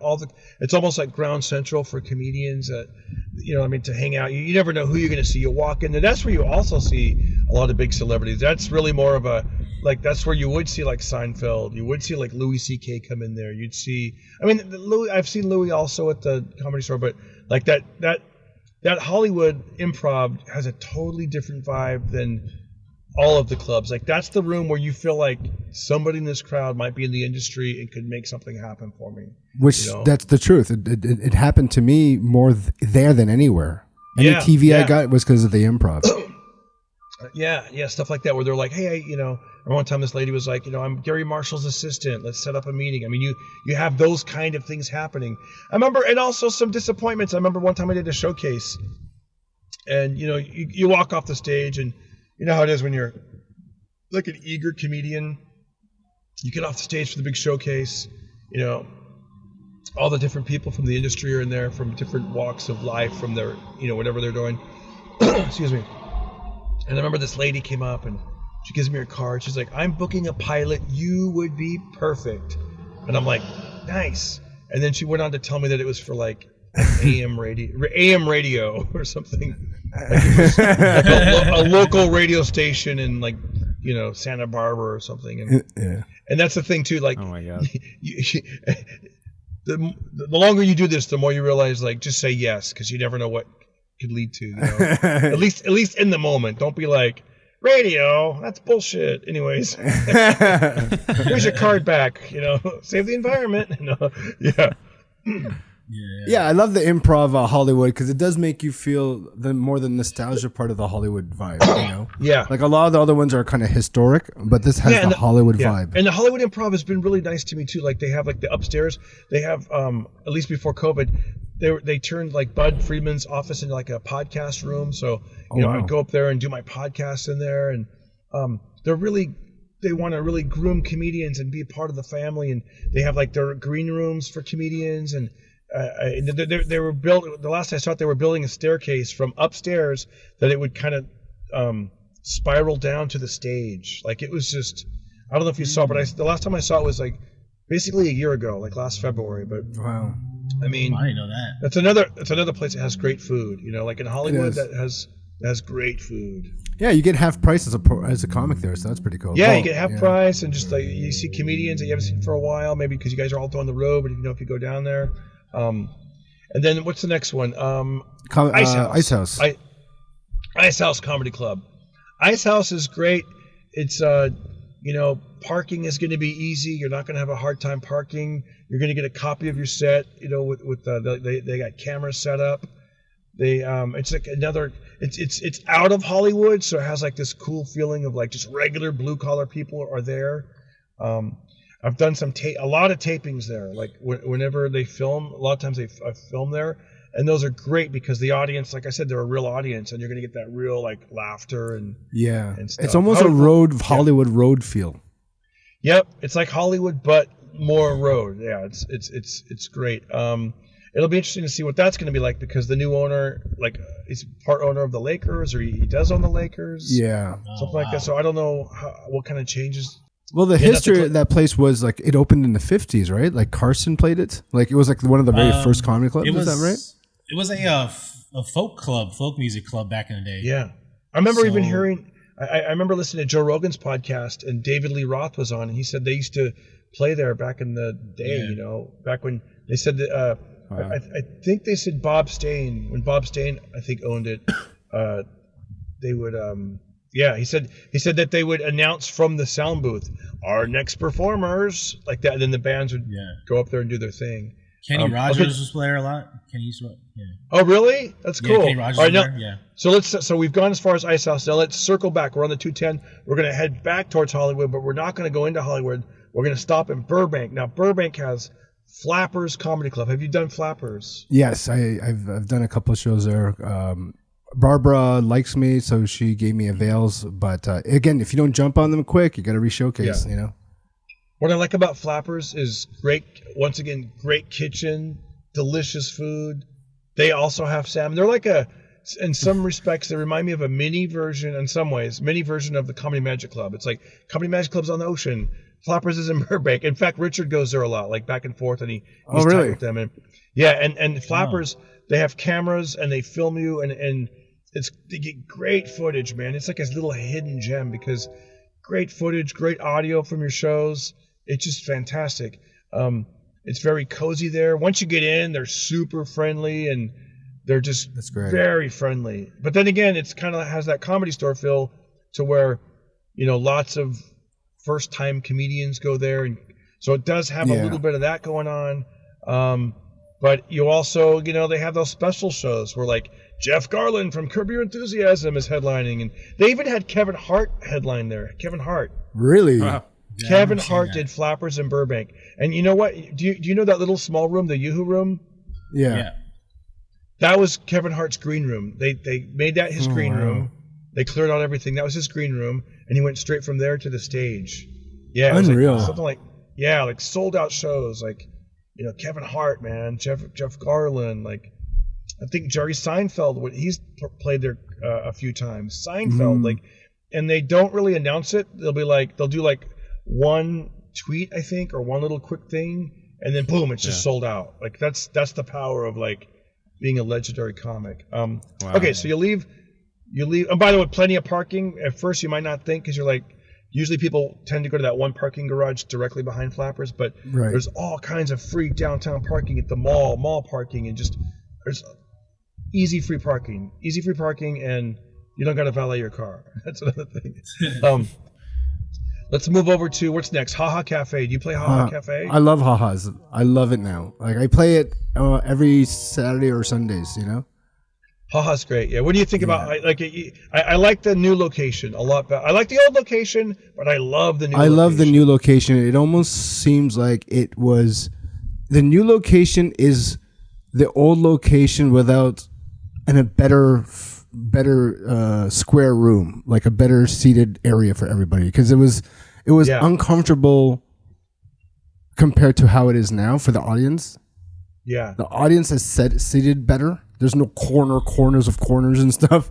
You could actually just sit straight and there was no distractions. It is basically a perfect square for comedy. The original location felt like a hookah lounge. Totally hookah lounge. Like there's couches in the beside you. It was like you were doing in a giant living room. Sometimes it felt weird. Yeah. The owners are great. They're really nice. They, when our son was born, Jack and Terry, they sent us flowers.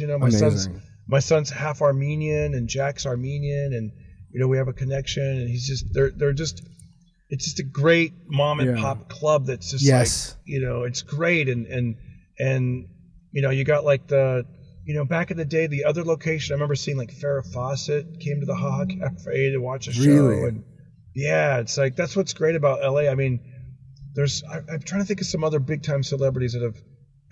Eddie Murphy. Eddie Murphy was there. They have a picture of Eddie Murphy there. They have a picture of, and guys like Fluffy would always practice there. Paul Rodriguez would always practice there. Yep. Chris D'Elia started off there. A lot of these guys that are big now, that was their first room because the other rooms didn't want them. Yeah, that's another room you could just crush, and there's no like. What's good about Hollywood? You never know who's out there, but a lot of times the audience also might be an aspiring comedian or actor or writer or producer. But Haha, you feel like there's less of that, and it's just regular people that want to laugh their ass off and knock back the Modelos, right? But it is. I love the mom pop feel to it because. Where in life do you find a mom pop shop for live entertainment? That doesn't even exist anymore. Mom pop and the Sun too, like it's. I've never heard anything like it in the Latino, right? Armenian and Latino, right?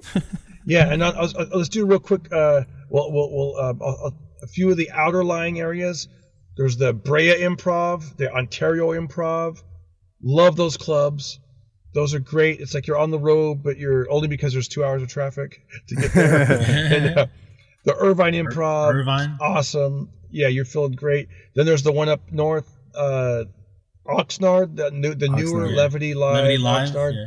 And then there's the one. Have you done the Ventura Harbor Comedy Club? Oh yeah. Justin brought me there early on. With what's the guy's name? Ralph? No, Randy. There was Andy and Randy. Yeah, Andres, Randy, and I think now it's just Andres. I think Andres is now. One. Yeah, I don't think Randy's not there. He just does the JR's, I think, still. JR's comedy. Yeah, and with that club, so I've known that through, before it was called the Ventura Harbor Comedy Club, it used to be called the Comedy Esquire. Yeah. And before that, for a long time, it was called Hornblowers. And that was my very first comedy club on the road I ever did. That I had to buy, that was when I bought my car, to drive from Fresno to Ventura to do the road. What'd you like about that club? What made that different? Well, for me, it's a little bit of the memories, and but also it's like you're out of LA and you're going and you're driving to a place where there's less traffic, so it's a nice ocean breeze. It's a sweet drive, and then when you're there, it's it also I would even say has a. This is gonna be funny. It's not like unlike the haha where I said it's like you've gone from corporate comedy to mom and pop. Ventura is just not even a mom; it's just a pop. It's like it's just, it's just Andres usually running around. Okay, Darren, I'm gonna do this, and I gotta go downstairs to my wine bar, and I got the Tapatio bar. Okay, all right, man. So you're good to bring him up, okay, man? All right, let's get this show going. Just one guy, like and So true, yeah. dude. And those audiences are really they're really good. Sometimes they get a little too weird. Yeah, but that's like a fun spot. So, okay, now hope for the future. Are you ready? I've heard that there's going to be 2 comedy clubs opening in LA. Oh, wow. Oh. Where? Yeah. Oh, what's the name? Well, Who's opening them? I don't know the names. I know where they are. I know there's going to be one it's going to be on Lancashire, about a block away from the Haha Cafe. It used to be a French restaurant. I don't know what it's called. And the other one is where? Yeah, the other one. So I don't know anything about. I heard there was like a couple rooms and an outdoor patio to do comedy. I don't know. Do you know if any of the clubs closing? Do you think are any of these clubs closing as this COVID's happening? I don't know if they're closing, but I also know that there's another club that's opening in Bellflower. And that one started before COVID. I know the owner a little bit, and I've been following them on Instagram. I think that one's called My Stand Up Club or something like that. Right. And that. Oh yeah. Yeah, he's been posting pictures of like, here's the booths, here's the stage, and the last photos I saw, like they were painting the outside of the theater, and that looked like it could be really cool. But who knows on any of this stuff? But I saw that. Yeah. It'll be interesting. Like I'm doing a show this weekend in LA at the Roosevelt Hotel, and inside of the Roosevelt Hotel, there's a theater, and it's beautiful. And I've done many shows inside that theater. Well, like 3 or 4, but during COVID, they had us perform outside at the swimming pool area, the classic swimming pool. But then this Saturday, we're doing it from the parking lot. So I don't know how that parking lot show is going to go. I don't know. There's projectors and cars, and I don't know. We'll see. Here's my questions before we leave. But thank you first of all for giving your time to us. What's your top favorite foods? Top 3? Yes, I would have to say number 1, something healthy, because I got to feel good. Just because it's delicious doesn't mean it's going to make you feel good. So I always go with something with some sort of like vegetables or salad or something that's got to be in there somewhere. Okay. Having said that, I love Mexican food and I love pizza, but I can't eat it every day. Oh, my number 1 favorite, Thai food, because Thai food usually is chicken, vegetables, and like brown rice, and I could eat that pretty often. I always feel like it's delicious, and then I felt like I did something good, Oh, nice. Yeah. Any other questions? You guys have random questions for Justin? You got some? Yeah. How did you get on the Tonight Show? Did you showcase for that, or how did that come out? I got really lucky. That's how LA is. It's lucky. There was the headliner at that time was performing at the Ice House, and the Tonight Show was there to see him. I was opening for him. And so they didn't expect to see me, and they thought, hey, this guy could be good. So that's how I got discovered. Wow. And yeah. Who was the headliner? I know. I also got, I don't want to say, I'll tell you guys privately, but I also, I think I got taken off that show for the weekend because my energy was totally, because I was like high energy. Yeah, at that time I was high energy and played to the youth in the audience, and he was a little older and more mellow, and it just wasn't a good fit. I got a question. Yeah, so I know you like music. You said you want to be a DJ. So I want to hear 3 favorite songs, your favorite songs from the 90s, the 2000s, and today. Damn, that's hard. I'm not good at recall. Let me think. Well, don't think about it. Just say it. Yeah. Oh, 3 favorite. Like, what song would I like to hear? I don't even know it's from the 90s. Back in the 90s. So your top song in the 90s you probably listened to. Geez. One Headlight. One Headlight. I know you probably don't know. Do you know the that Wallflowers? Wallflowers, Jacob Dylan. Yeah. Oh, I like that. Reminds me of meeting my wife. We were dating. I think I proposed to her. Like that whole song. Like I love that song. It just reminds me of her in that time, and that just like Okay, the 2000s. Probably anything off that Chronic album. With Dre that came out in 2001. Like that was just so like da da da da da. Yeah, I just that album love was amazing. Like, yeah, that was so good. Like just the whole. It was just great. It was just a super entertaining album, and I don't really listen to it anymore, but I did like when Eminem first hit the scene. It was like it was different. It was just like the energy was just different. Yeah. And then what was the next question? What today? Like, what do you listen to today? Today, whether you're embarrassed of it or you like. Oh yeah, I'm definitely gonna be embarrassed of it. No, yeah, it's funny. I'm all over the place because. Like lately, and I'm just talking within like the last 3 weeks. I've been listening to on my Spotify a lot of Weezer. They have a new album out, and I saw that video. It's called "All My Favorite Songs Are Slow and Sad." It's like that's good. And watch the video to Weezer's "All My Favorite Songs Are Slow and Sad." All my favorite people make me mad. It's so good, and that video is just incredible because people are staring at their phones and they're not really connecting with the people. I saw that video and I'm like, that's so good. And then I went back and started listening to like that.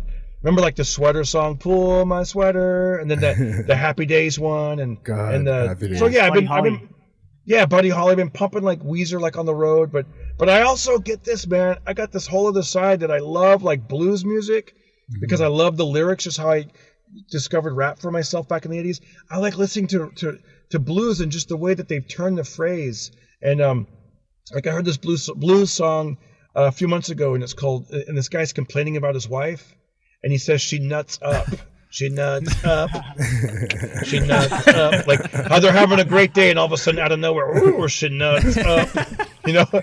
But then the song like has a happy. Right here. You froze into Jokoy. Oh my god! Put Jokoy and go. We finally got Jokoy in the show. That's dude, hilarious. You totally froze into Jokoy for a split second. It was the best. That's awesome. Yeah. She nuts. Man, it's so cool that you came out to the podcast in your car, bro. You're amazing. Thank dude, you. Man. Thank you so much. I was, thank you. I'm happy to do it. And part of me was like, you guys helped me discover that I can actually do this. So my battery is at 40%. I was like, shit. really, I didn't even know but that's good though. And I also discovered that I can do this. I can do it with the webcam. I think this is way better than my computer camera. And yeah, for sure. I was just because we're all in different time zones. I was afraid that I was like, I hope I made the right. I didn't want to like sit here for like 2 hours. Like, guys, I'm here in the parking lot. Like, Yeah. But man, you're honestly you have one of the best energies. So, and every comic has only good things to say about you. How do you stay positive? First of all, that's my last question. How do you stay positive? Because that's who you are. A couple things. An attitude of gratitude. I just, that, and I've been praying a lot. I've been praying a lot more than normal, maybe because of COVID. And you just like you realize like what's valuable to you, what you just appreciation.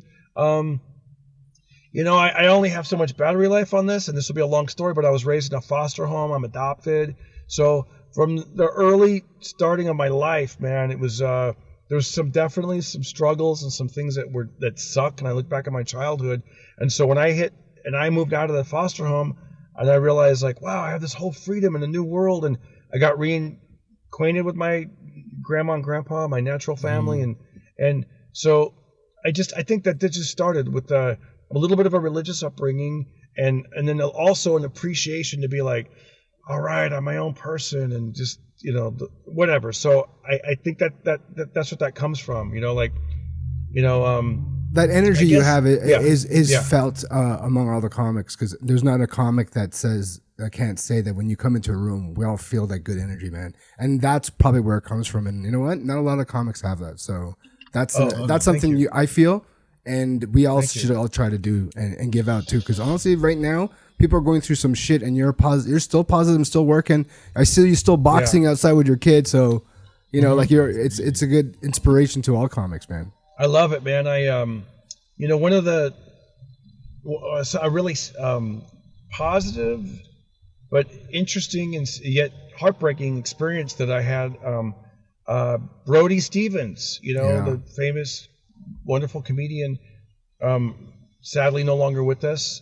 He reached out to me out of nowhere, like the week he passed away, like he killed himself, suicide, and it was really weird. And And I often wonder because, he and I were pretty friendly. I wouldn't say we were super tight, but we were friendly. We'd see each other, we'd talk, we'd hang out, and I remember he reached out to me on that Sunday, and he's like, I really want to do your show, but I'm not feeling well, but maybe tonight call me. And so we tried to plan it to where like that night, and he still wasn't feeling well. So the next day, long story short, I spent like 5 hours with him, like 2 hours without even the mics on, 2 hours on the podcast.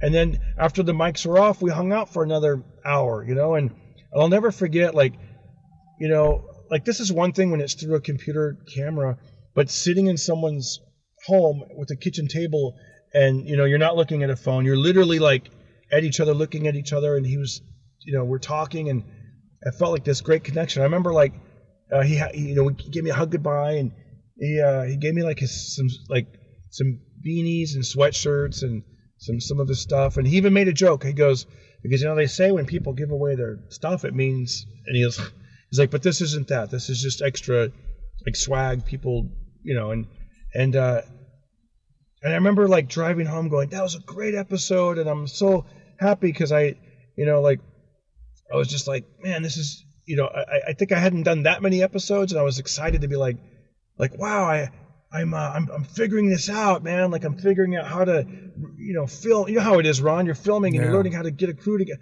This is great, and I felt even more of a connection. I'm like, man, I really, and I was talking to Brody at that time. We even filmed it. I go, man, what makes me feel better? I said, besides trying to really think, positive energy and gratitude, and I said, exercise. I said, I try to do my 50 push-ups and 50 sit-ups every day, or almost every day. At least I have a base of something I've done. And I don't remember if we talked after that. I do know that I for sure left one or two messages that went he didn't call me back, and then we heard the horrible news, and it just shocked the hell out of me, as it did anyone who knew him. And but I'll always remember that. I'll always remember, trying my best to tell him what works for me, and having that connection with Brody. And I learned a lot from him, even in that he would, he'd always say like, enjoy it, and he told me where he got the enjoy it was when he was a student, and I'll keep this fast, when he was a student at ASU on the baseball team. He said he'd go to, I think, Wendy's, and the girl that would work at the drive-thru, as she'd give you the food, she'd go, enjoy it, And then he said he went to like Burger King, and the same girl that worked at Wendy's was at Burger King, and she said the same thing. She was like, she'd go, enjoy. Oh yeah, she'd say, enjoy. She wouldn't say enjoy, she'd say, enjoy. And he thought, wow, this person who works 2 fast food jobs, these long hours, she still has time and makes herself happy and positive, and she's like, enjoy.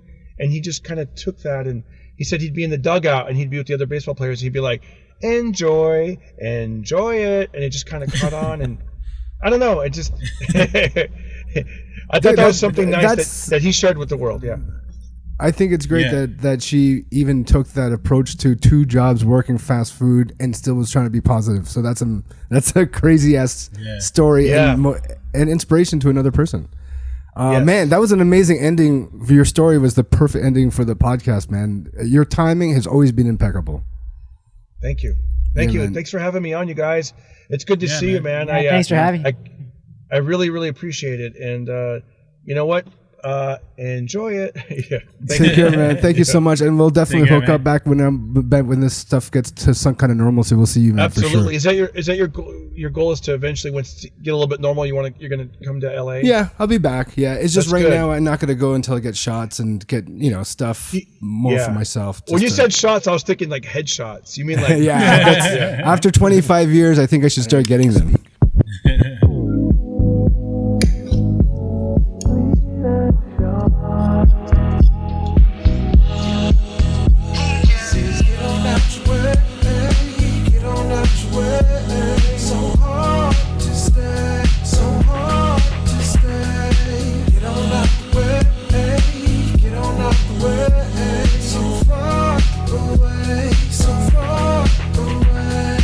Get on out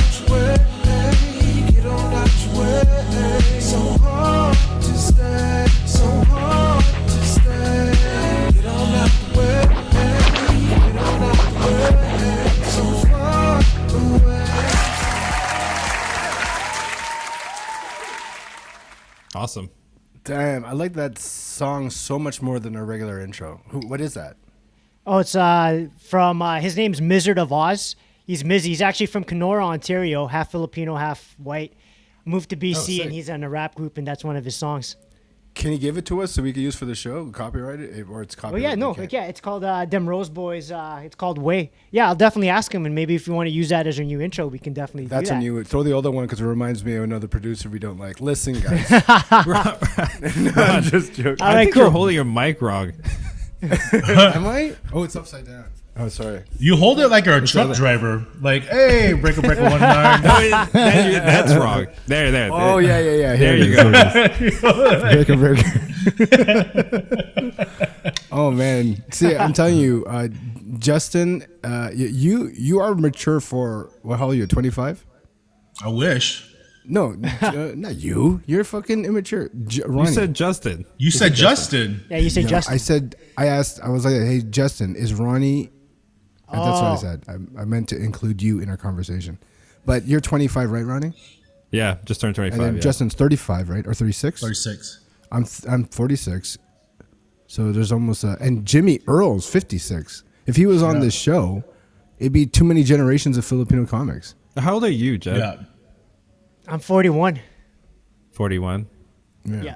If you had Jimmy Earl on here Asian don't on count. it with us, it just show a progression of success in life. Yeah. and you know what it would be too? His hairline is where yours is, Ronnie. So it starts on you, ends on him. So you see this. Dude. An arc. Dude, we should make a chart of the progression of Filipino hairlines, like a evolution of man chart. So who would be at Really the end? Would you be at the end? Probably. So it'd be you in the end, me before you. Chris Marzan would be at the end. Oh my God, I thought he was in the end in the Lechon restaurant. In the Filipino restaurant, the Lechon place, there was an evolution of pig to man, and our friend Chris Marzan could have played the man, or in between. Just fat and bald. Yeah, just fat and bald. God, that looks so good. Oh, which one? The Lechon? Fuck yeah, that looks Yeah. amazing, dude. Can you show the camera again? Sure. Look at that shit. Man, that is good. That's making me hungry, Hey, Jed, man. what are we gonna film tonight? Good question. Whatever, man. Do you want to do Filipino again? If it's open, let me find out. Let's find a Filipino restaurant. That's This open Lechon just got me started. Yeah. Oh my God. What's your favorite, Ronnie? What do you like? I don't know. So much. There's so much. You look like a adobo. palabok guy. Palabok. I you know what I really am into is like the breakfast stuff, like the silugs. tapa, like the silugs. Yeah, exactly. God, so good. Yeah. With What's your anything, and then I favorite? just put vinegar and soy sauce on everything, just like you know what I mean? Fuck That's yeah. some good stuff. Like that. Yeah. I love how you put a damn fried egg on shit. That's my favorite thing in life. You know, Silug that bitch. like salute that bitch. Oh yeah, let me tell that story. So yeah. So Justin, when you do read oil, do you like being paranoid, or you don't like it, or you kind of like it? Like watching to me, it's like watching a horror movie. Like you kind of like it, but you can hide under your blanket to be safe because it's obviously adamantium shield, right? Yeah, I hate it. Yeah, so I you hate don't it. like it. It's a love-hate thing. I know Yeah, it's going to it's a happen. weird And I love-hate still thing. do it. Yeah, because you broke up with your girlfriend Valentine's Day. You probably were high that day, dude. Whoa, what? It came out of nowhere. No, because Valentine's Day, Very subtle way of bringing that up. Yeah. you were high, and then I think you were oversensitive with the fact that it was Valentine's Day. That's my theory. Because Maybe a little bit. yeah, but the weed didn't help that. It actually makes No. it worse when you're high and you break up with somebody. Like to me, I was going, is Justin crazy getting high on Valentine's Day when he's broke up with his girlfriend? Like that's too hard to do. Yeah, that's not fun. That's not fun. Like you know. If Not at all. anything, I'm sorry. Go ahead. What, No, it's not at all. Go ahead. the oil that you're vaping, is it an indica or sativa? Because like I'm incredibly sensitive to a sativa. Like I hate it. And that's Yeah, you're not the only one. You're not the only Yeah. one. A lot of people have these allergic reactions to sativas. No, Are you mine is more allergically like reacted to it? it's too. No. It's not. I don't get an allergic reaction, but I get I get way more paranoid on a sativa. You know what I mean? Like one Right. time, like a couple years ago on 420, I got one of these like pens, right? And I took like 5 big ass hits. It's the first time I tried vaping it. I took 5 really big hits and held it in for like 30 seconds each hit. And then I was like, oh, there's nothing happening. And then 5 minutes later, like I was fucking terrified for like 6 hours. That's amazing. I love that feeling. No, in bed. I don't like that feeling in public. Yeah, no, I'm not. I was too scared to go outside of my room. Yeah, that's Yeah. so scary. But I mean, I do it for that reason. And because I do I so don't much understand weed that. oil now, I think my dreams are getting fucked up. Like this is the Oh story I yeah, was no, telling that's Ronnie. scientifically proven that THC just like messes with your dreams. Dude, so 2 days ago, God. so I had this dream. I woke up. So let's say 15 years ago or 12 years ago, I had a fight with a comedian. This comedian was on cocaine. He's kind of a jock, very competitive. And I was doing jiu-jitsu and MMA at the time. Still do. I just got back into it for 4 or 5 years. I was boxing. I was wearing my Brazilian jiu-jitsu shirt. And he goes, "You think you're Brazilian?" He slaps my face straight up. So I grabbed the back of his head. I tried to knee his face, but he moves his head, and I hit his chest. And he goes, "You want to go, Josol?" And I go, "I can't wait to kick your ass." That's Wait, my where is exact this words. again? Where was this again? It was at a kid's party. Listen, I was it headlining. It was in the McDonald's playground. I was headlining Oh, it too. okay. This is while Justin was headlining in a McDonald's playground, the best gig he ever got that year. No, it was actually in a booked comedy show in my friend's bar. He was doing a show at the bar, and then after that, he goes, "Okay, calm down." So we all talk. We start relaxing. Everybody's doing, and I go out for a cigarette. He goes, "I'm gonna go out too." So he takes me and he throws me against the corner of 2 brick walls and starts choking me with his forearm. And then that hit me the first time I started doing jiu-jitsu with Hoist Gracie, ultimate UFC winner 1, 2, and 4. That first lesson was how to get out of street fight moves rather than jiu-jitsu moves. So the first 3 moves people do is headlocks, bear hugs, and trying to choke you against walls. So that, and he goes, when you do that, he was like, when someone's choking you against a wall, they're compressing their arms, their length of their arms and their body. So you naturally have more of an extension than them because they're going inwards on you trying to choke you. What you want to do is put your wrist at their throat. So the more they press on you, the more they choke themselves. So that hit me. I'm like, oh my God, this shit works. So I keep doing this, and the harder he's getting chokes, he's getting angrier, and he goes, "I'm going to choke you even more." So he thinks in his head, I'm trying to out choke him, but I'm not. He thinks, oh, you want to go power for power? He's getting choked out more. He's doing it Remember, Brazilian Jiu-Jitsu was invented and created for the smaller, weaker opponent. That's all it was for. It's not for the bigger guy. And as soon as he gets tired, you time it where you push. He's choking. You push his arm to the side. Then you could actually get him in an arm, a side choke. So I choked him. He fell on the ground, and he starts tapping. I'm like, this ain't UFC. There's no ref, right? And I let him go. Yeah, he was tapping. I'm like, there's nobody here. This ain't UFC, right? And after he's on the ground, I'm like, hey, you have to remember, I love this shit. Like, this is not something that I do because I'm angry or sad. This is what I actually love fighting, the same way I love comedy. I explained it to him, and he was just in shock. He goes by the bar, and I keep fake flinching him. Wait, you're explaining to him while you're like in a hold? I'm very scientific. You don't understand. After it's done. Yeah, you don't understand. You know what? I do that. And then so last night I was so high and paranoid that when I went, or 2 nights ago, when I dreamt of round 2.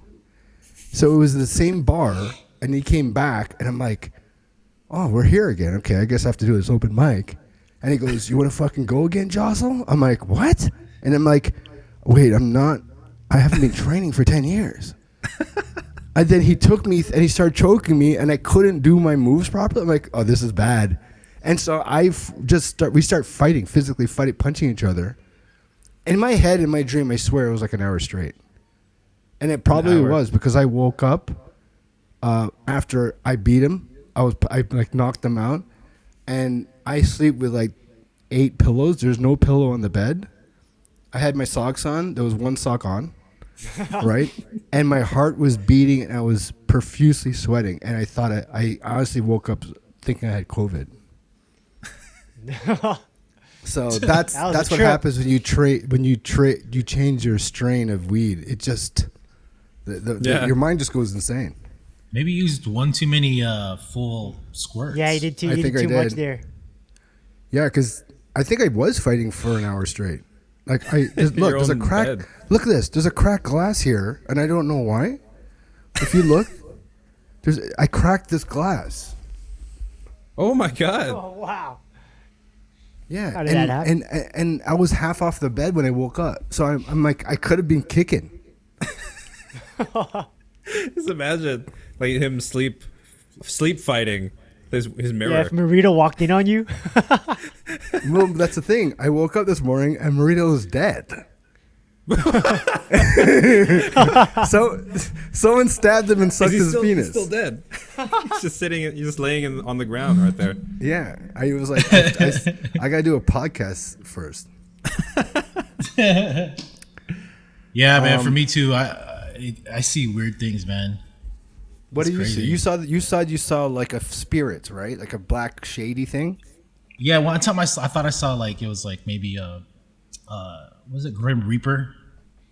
So See, that's crazy too, man. Like, come on. Yeah, and then one time I'm not even joking, man. Like one time I was watching TV and I look to the side around the corner, and I thought I saw it was like a hand or something like come around. It literally looked like I was just watching TV, and it literally was just like this, like Oh my come god! out. It was I was like, this is that in the front real of my- one? No, this is my hand. This is the other hand. Yeah. What the? I thought, what is he doing? Is he using stickers?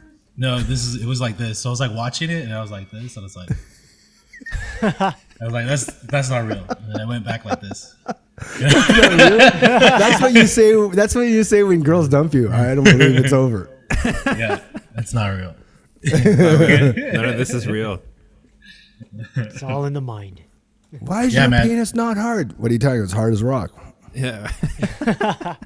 I had a friend that told this girl he was 9 inches, and we were doing karaoke. Like, there's karaoke rooms where you could have all your friends, and they serve you at the door. You could have food. People have parties in the karaoke rooms, and they're at the back while we're all doing karaoke. And he's like, she's like this, and we're I go, guys, listen. She's trying to jerk off Mark, and she's like, this ain't 9 inches. And he's like, yeah. And he's like, no, it's not. This is 4.5 at best. And he's like this. I'm not even hard. And she's like this. You're fucking rock hard, you liar. Oh my god. Who's And the I'm like, bonus? you can't. Is that how you get girls? It's like, yeah, I tell girls I have 10 inches or 9 inches, but by the time it's out, it's too late. It's already too late. This is the bonus, No, it's a friend that sounds exactly like Mike the Bonus.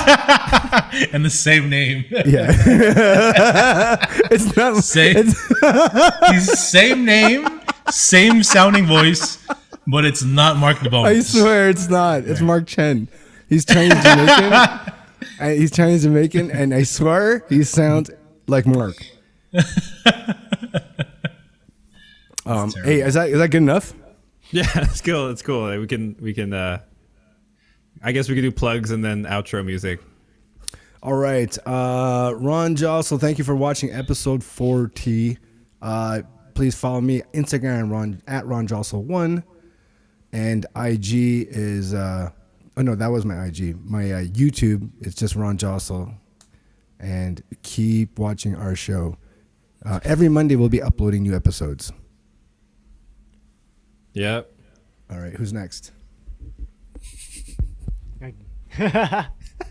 All right, JedRocks here. I represent Phil Can Clothing. Check out philcanclothing.com. Anyone you want to learn how to DJ, check out tabletutors.com, and we can get you started. Sick. Yes, and I produce another podcast called Losing It with Nelsie Spencer. So yeah, if you guys wanna listen to that, that's there. Justin, you got anything? Yeah, all my social media is on justinrivera.com/social media. And I got my podcast too, the ROFL show podcast, Rivera on the Floor Laughing. It's on YouTube and all the podcast platforms. So check it out there. Cool. Are we good? You're good. You can go ahead. You All have right, outro, man. right? You got outro stuff? What's our? What do you mean? Oh, music. All right, I guess. What's our outro music? I can just Do play we that have same outro song music? if you want. That same Yeah, song. I like that song. I want that song forever. I'll buy Let's it. How do- much do you think? Here we go. You can go ahead. ISO your sound anyway.